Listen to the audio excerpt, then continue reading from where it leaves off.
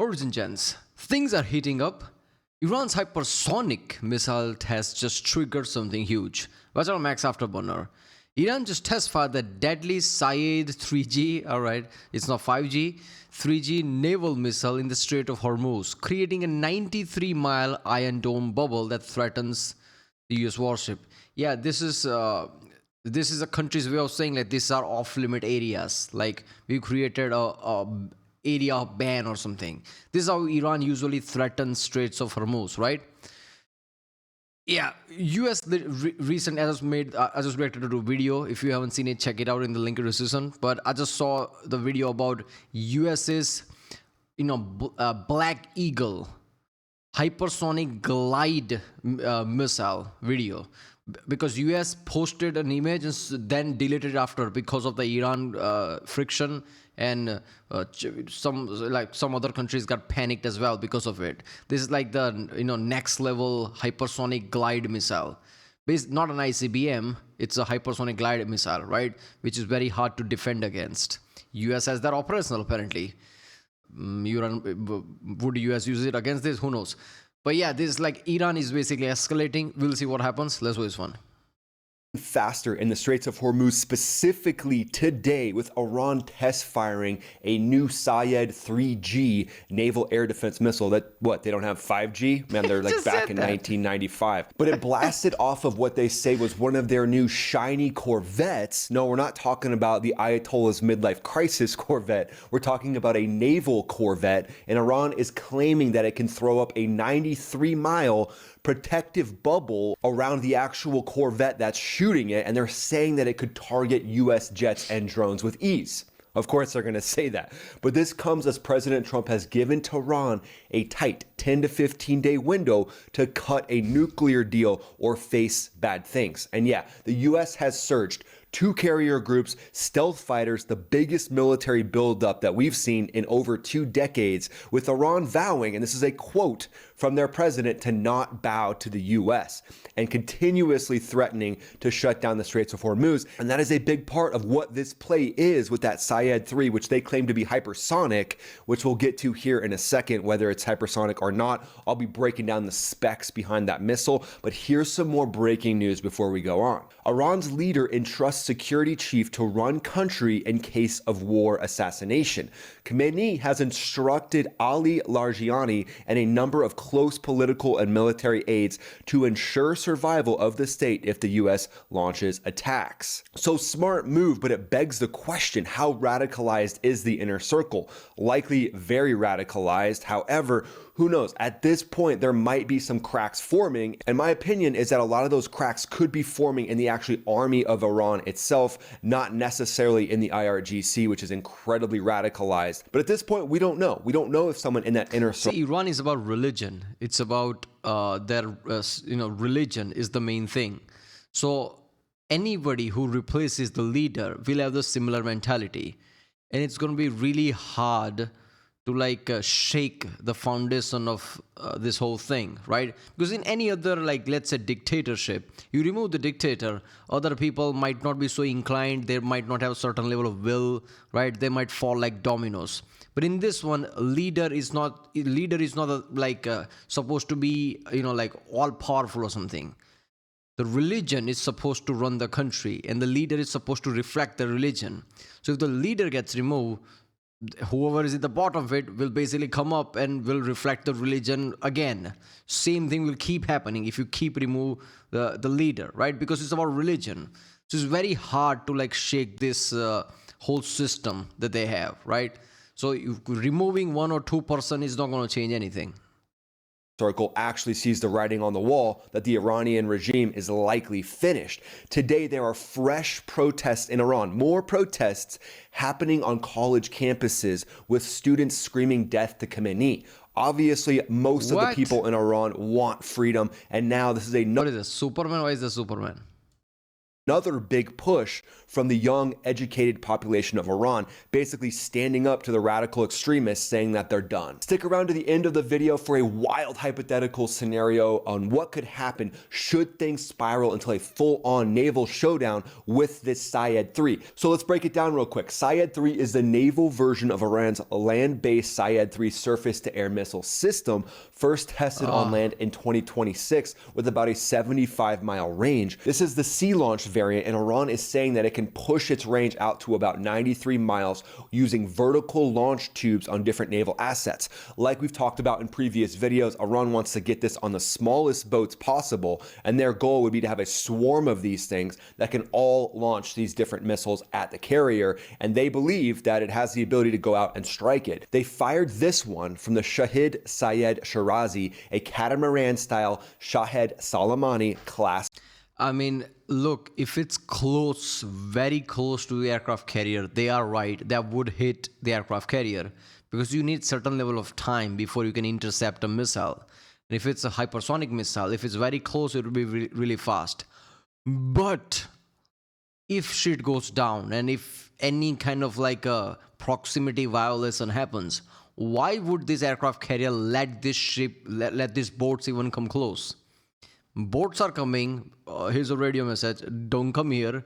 Still come here. Blew it up. The end. How would it get close enough to actually be a threat? US ships are not going to let it. Corvette, fast, stealthy-ish, and packed with anti-ship missiles already. This is just the next level of anti-ship missiles that Iran is showing off. The IRGC Navy ran this during their control of the Strait of Hormuz drills, basically flexing that they can now layer air defenses over their fleet in the narrow waters. And that's their whole goal, is to protect that fleet if they should shut down the Straits of Hormuz, basically keeping themselves from getting strafed or bombed with JDAMs. But this isn't just a test, in my opinion. It's Iran saying we can protect our ships and deny you easy access all around the Straits of Hormuz and the coast of Iran. So with the extended this is like the Ayatollah got a you-know-what implant, but we all know this is still not getting the job done. It's just going to be awkward now when the Ayatollah wears sweatpants. So I think it's pretty clear at this point that warfare is changing at warp speed. Drones, AI, next generation gear, but tactics and procurement, that can still be crawling. That's why Battle Lab exists. It's not some gear show or tactical flex. Look at us guys, we're awesome. No. It's raw force on force free play that slams emerging tech and real world methods into brutal scenarios, exposing what actually works before lives are on the line. Two teams of elite tactical pros go head to head. This show is by Reveal in partnership with Jedok, streaming on Vet TV right now. It's non-sterile environments where failure hits hard and early so that you can learn from sweat and not blood on the battlefield. Battle Lab is streaming exclusively on Vet TV. Go watch it right now at the link in the description and use code MAX for a special discount. This is a show that's fun to watch but could also save lives downrange. I can't recommend this show enough. Go check them out. You'll be glad that you did. But before we dive deeper into the threat picture here, let's get the specs straight on this Syed 3 missile, which Iran claims to be hypersonic. So reports are pegging its top speed at around somewhere between Mach 4.5 to 5.5. So to technically be hypersonic, it needs to be sustained flight above Mach 5. So if the missile goes and touches Mach 5 and then goes back down into the Mach 4, Mach 3 range, it's kind of a slouch at that point. What, only Mach 3? Really? You can't sustain Mach 5, Ayatollah? I guess you do need that little blue pill when it comes to your missiles. So to sustain Mach 5 takes very advanced technology for hypersonics, which Russia has, China has, the US has that actual technology been integrated into some of the booster systems of these missiles? It looks like it hasn't at this point. It looks like Russia and China are probably saving those stockpiles for themselves. However, a Mach 3 plus missile, let's say it goes, touches Mach 5 and then comes back down to Mach 3, that's no slouch, and you actually have to make sure that you're defending against it. But open assessments are pegging the top speed closer to Mach 4.5. Its range probably is somewhere around that 93 3 miles, and in the Straits of Hormuz, that very tight area, that can actually be a real threat. Interception altitudes, they claim to be 18 to 19 miles in the air, so very hard to overfly the interception range of this. So it does exhibit some characteristics of a hypersonic. Yeah, I mean, it's a threat at that speed, sure. Like, it's barely touching hypersonic. Hypersonic, usually the word exists because, like, okay, it's so fast that we need to think about it. We need system that immediately process it, and, like, it's hard to defend against. Mach 3 is like, okay, we can basically, like, Blackbird used to do Mach 3, right? Or close to it, right? Around Mach 3. Mach 3 is like, okay, like cruise missiles can kind of do that. Usually hypersonic is like Mach 5, 6, 7, 8 even, right? Like these are hypersonic things. You barely touch hypersonic. But the point is, it's fast enough to be a problem if it's close enough. Sonic missile, but I don't think we could technically call this thing hypersonic if we're basing it on sustained flight of Mach 5, but the altitudes do scream a very capable missile. Advanced maneuverability is usually also a part of a hypersonic glide missile or vehicle, or scramjet propulsion for true hypersonic regimes, which it looks like this Syed 3 series doesn't exactly have. But Iran has other options as well. Like they have that Fatah. It's not a cruise missile. It's literally a missile with fire coming out of his ass. Cruise missile, like proper, like, jet engine and like scramjet. Yeah, that Iran doesn't have that, right? India barely is getting it now. Like they are in development of scramjet. BrahMos 2, I don't know. Yeah, probably BrahMos 2 is going to be scramjet hypersonic. So cruise missile is not a joke. Like there's no way Iran has that. Ballistic missile, which can get up to speeds Mach 13 to 15, so obviously no slouch there. The Syed 3 would likely not be classified as hypersonic at this point because it lacks the sustained hypersonic characteristics and the maneuverability or the heat-resistant materials that make hypersonics so hard to intercept. And that's why, with those Fatah missiles, they were so hard to intercept when they were launching them at Tel Aviv. But that said, Iran's IRGC Navy isn't playing around, and the Syed 3G is the star of their show right now, which they think can protect them against F-35s, F-22s, F-15Es, and F-16s. It's a solid fuel vertically launched SAM that can launch from those smaller ships, which they also think can go out and hit AWACSs, can hit advanced drones like the Global Hawk, cruise missiles. They think it can hit all those different things, and they think it gives their corvettes real area defense in the straits with overlapping bubbles that could force a U.S. strike package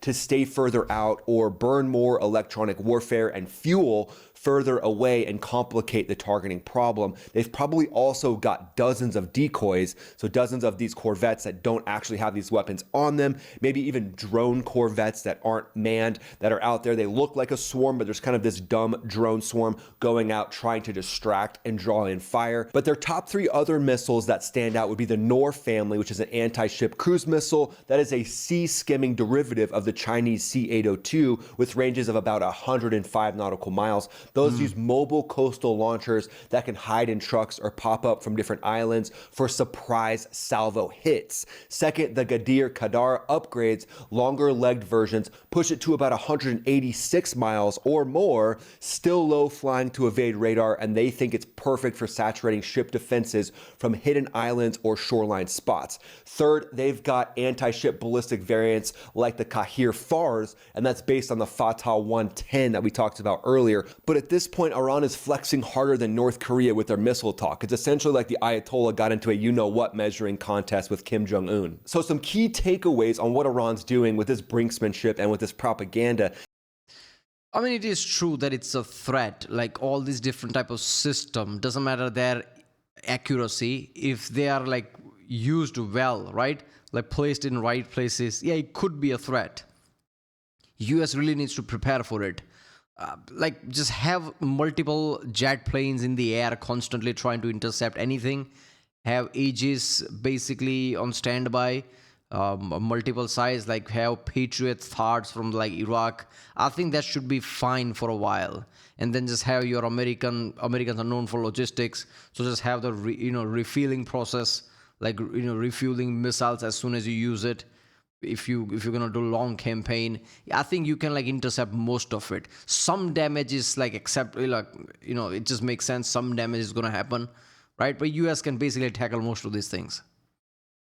First real sea-based long-range vertical launch defense play, and they're doing it with all these different operations in the Straits of Hormuz because they're trying to put pressure on President Trump, the negotiation, the West, saying that they can shut down the flow of oil to everyone. That's their whole goal. They're trying to say to the F-35s, the F-22s, the different advanced drones, you can't come in here and we own the Straits of Hormuz. That's their number one play right now, and they think that gives them the most leverage when it comes to these negotiations. They're basically that X at this point that just freaks out anytime you even get close to their phone. Why were you touching my phone? I mean, your alarm was going off. I was trying to silence it. And then they freak out for the rest of the day. Anybody else been there? A quick highlight on the Ayatollah's midlife crisis corvette. I mean, the naval corvette of the IRGC. It's about 200 feet long, twin hull design for speed and stability, vertical launch cells, a specific design for that Syed 3G, plus anti-ship missiles. It's part of Iran's push for asymmetric naval power, smaller, fast, hard to hit platforms that can swarm or defend in confined waters like the Straits of Hormuz. Also, many radars on that thing that are used to detect and target air and sea assets that they believe can talk effectively to that Syed 3G missile and actually guide it onto a US carrier. That's the level of capability that they think. Okay, I don't want to be too cynical, but really, you can't just wake up one day and do that. You just create an integrated system, some kind of like an awesome network that just talks to each other and has like seamless communication. Really, it's not that easy. This missile actually has. To counter this, US carriers would likely stay a decent amount away, whatever that range is, to stay away from that weapon while they figure out how to strike it. Joint air-to-surface standoff missiles would be a great It is basically how British fought the Falklands, right? Argentinians had some cannons that could shoot like 9 miles or something. But British had a cannon that shoots 17 miles. The British literally just parked their ships 10 miles away. So Argentinians' cannons can't even touch them and they just bomb the shit out of them. Americans can just do that. What is the range? Oh, okay, how about I'll do +1 away from it and bomb the shit out of it. There you go. Option, and then Growlers jamming the area, basically suppressing all the different radars that are on those corvettes, and then keeping an eye on what these corvettes are doing as well, because they're not just there to launch missiles. They're likely dropping mines, mining certain parts of the Straits of Hormuz, and at this point, it's area denial that Iran is focused on, so you have to bump up ISR, intelligence, surveillance, and reconnaissance to counter any nasty little tricks they might have up their sleeve. Let's move to a section I like to call 4D chess, and obviously it makes me feel really important to say 4D chess, but this is Iran showing strength to try to deter. In the art of war, they say you should appear weak when actually strong, but this is Iran doing the opposite. They're trying to deter, and to me, now with the Ayatollah basically creating the succession plan, it's kind of like the writing is on the wall. Trump's ultimatum is maximum pressure for diplomacy. If war happens or assassination or anything, this is how it should go. Yeah, because they know if America goes full in, there is no alternative. Shit's about to hit the fan. I mean, I see even in my video, let alone the original video, even in my video, people comment like, oh, Iran's gonna sink all the American ship. What is this? Tolkien's is Lord of the Rings? What are you talking about? You can't fight America. Most countries can't fight America. Iran definitely can't fight America. What are you talking about? But it looks like at this point, instead of actually coming to the table with anything useful, the Ayatollah, the inner workings of the president of Iran, the IRGC, they're putting all their energy towards regime survival instead of putting energy towards actual good faith talks. So at this point, I kind of feel like we're negotiating and getting financial advice from Bernie Madoff. I think the problem is they basically put all their chips into a nuclear program for past multiple decades instead of solving their own domestical problems. They have a water problem right now. There are a lot of problems they have right now. They could have solved and invest in it, but they invested in nuclear program. Now Trump is saying, I don't give a fuck, stop nuclear now. So they can't stop nuclear now because otherwise what was past multiple decades was for. They can just like, oh, by the way, fine, we give up on nukes. They invested so much. So they're at the point, like they know they're going to get screwed trying to fight America, but they can't also do what America wants either. So they are in this weird place.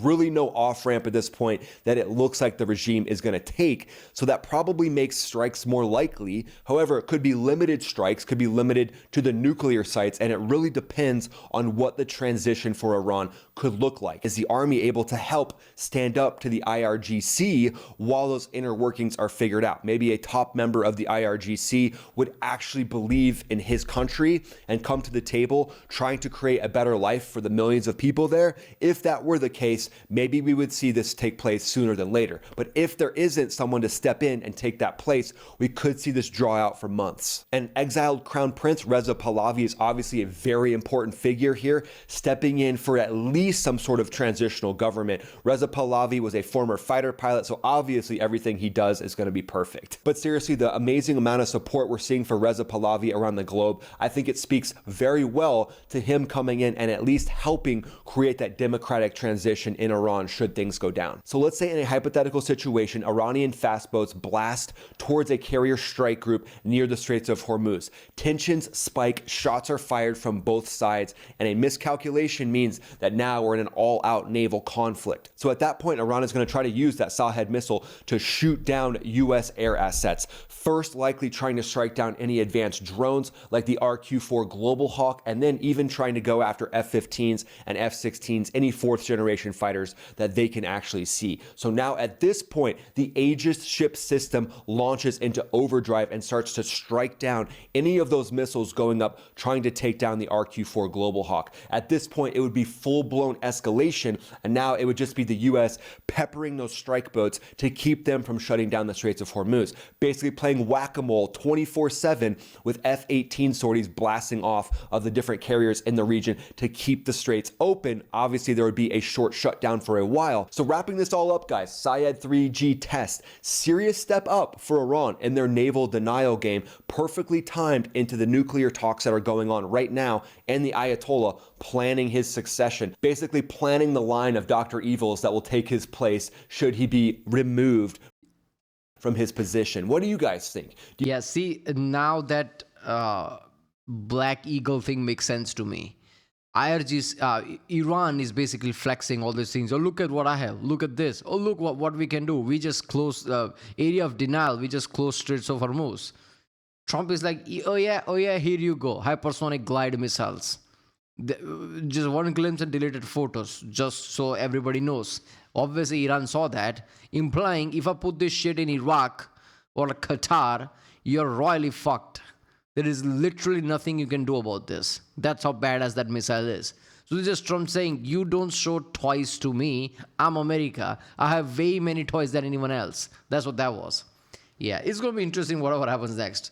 Right, well, if you like more, subscribe, and I'll see you next time.